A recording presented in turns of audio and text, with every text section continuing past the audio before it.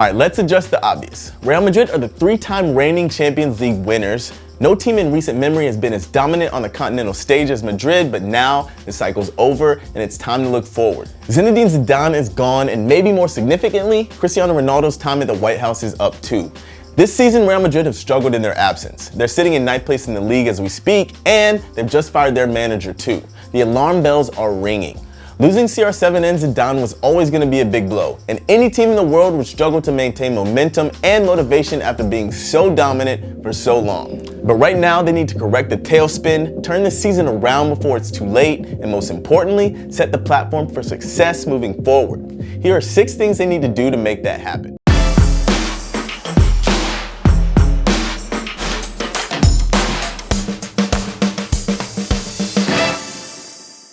First, they need to hire the right manager.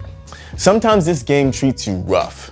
Julen Lopetegui lost his job as Spain manager for talking about the job he was about to take with Real Madrid. Now, he's lost the job he was so excited to get in the first place. Lopetegui's short spell at the White House was a struggle from start to finish, and it's really no surprise to see him recreate the Abe Simpson walk in and walk out gif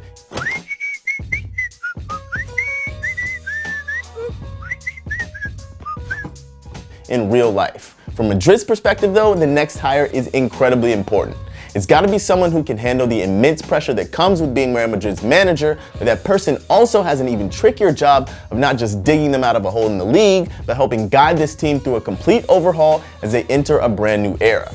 Second, you need to pick a keeper and stick with him. Alright, the Keylor Navas disrespect truly needs to stop. This man's won 3 Champions League titles in a row, a La Liga trophy, and he almost single-handedly kept Madrid's hopes alive on more than a few occasions on the way to those wins. In spite of all that, Madrid signed Thibaut Courtois. Madrid are well known for their relentless pursuit of improvement with no thought of nostalgia or really even loyalty, so it's no surprise they wanted an upgrade in the goalkeeper department. But the way they handled this? It's messed up. If Madrid were going to replace Keylor Navas, they should have just done it clean. He deserves to be a starter somewhere, so give him his due and sell him on. This whole back and forth dance with Courtois isn't fair to him, it's unsettling to the defense, and it's just not an ideal situation all around. If Courtois is your man, make him your man. If not, what are you doing? Third, you need to find Sergio Ramos' heir.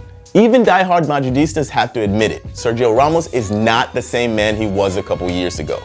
Even on the way to Madrid's most recent Champions League, despite Ramos' continued goal-scoring exploits, it was Rafael Varane more often than not who's popping up to make the key defensive plays. We saw a couple shaky performances and some evidence that Don Sergio might be on the downward slope. Now don't get me wrong, Ramos is still up there with the best in the world, but he's 32, a player who's always depended heavily on his athleticism, and time is still, by all my calculations, undefeated. For a while, it looked like Jesus Vallejo was the man who was destined to step up for Ramos, but injuries, lack of playing time, and a general lack of progress in a Madrid shirt has tossed that up in the air. With that uncertainty, it might be time to dip into the transfer market and strengthen the team right through the spine. 4, you need to give the kids more of a chance. I think it's important at this point to say, despite the slow start, the season's not over. The title is still it's not within reach, but it's way too early to say scrap it all and just play the kids. It's important for Madrid to keep pushing forward in pursuit of silverware, but to a certain extent, this is a rebuilding year.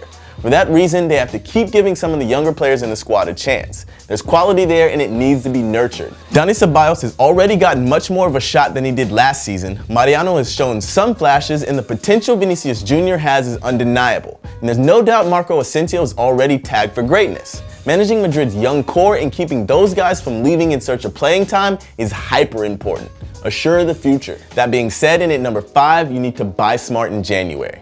Madrid clearly need investment. You don't lose a goal-scoring behemoth like Cristiano Ronaldo without properly replacing him, and after the years of continued success at the Bernabeu, it was always going to be necessary to refresh the squad and keep them hungry and fighting for trophies. A lot of the core players at Madrid have been in that team for years now, and the cycle looks like it's come to the end for a few of these guys. Madrid can use some new, fresh help right through the spine of this team, and if there's quality available in January to make it happen, spend that cash. Do it. Number 6, Gareth Bale. Is he your king? For years, one of the biggest questions surrounding Real Madrid has been whether or not Gareth Bale has what it takes to be the main guy. With CR7 around, we were never going to know for sure, and now he's out of the picture. Karim Benzema is a quality player, but it's a stretch to think that he would be the one to bridge the gap. So it's on Bale's shoulders. At this point in the season though, there are still more questions than answers. Bale's injury record hasn't changed. He's already been hurt twice, and it's almost certain that won't be the end of it. It kind of feels like this is a make or break season for Bale to show whether he's the guy to step up and replace CR7. So far though, I am not convinced. With the rumors about Eden Hazard, Neymar, and Kylian Mbappe, it seems like Madrid might not be convinced either. Defining success might be the most important thing for Real Madrid to do right now. La Liga is a stretch or pretty much gone. Coming home without a trophy at all would be bad news, but missing out on Champions League would be absolute disaster. It's still nearly unthinkable, but maintaining their place amongst Europe's elite and building the platform to move forward is the most important thing Madrid can do. Whether or not they want to admit it, it's a rebuilding year. So make sure there's something to build on. Those are our thoughts on how Madrid can save their season. But we want to know what you think. Get down in the comments and let us know, Copa fam, and we'll catch you next time.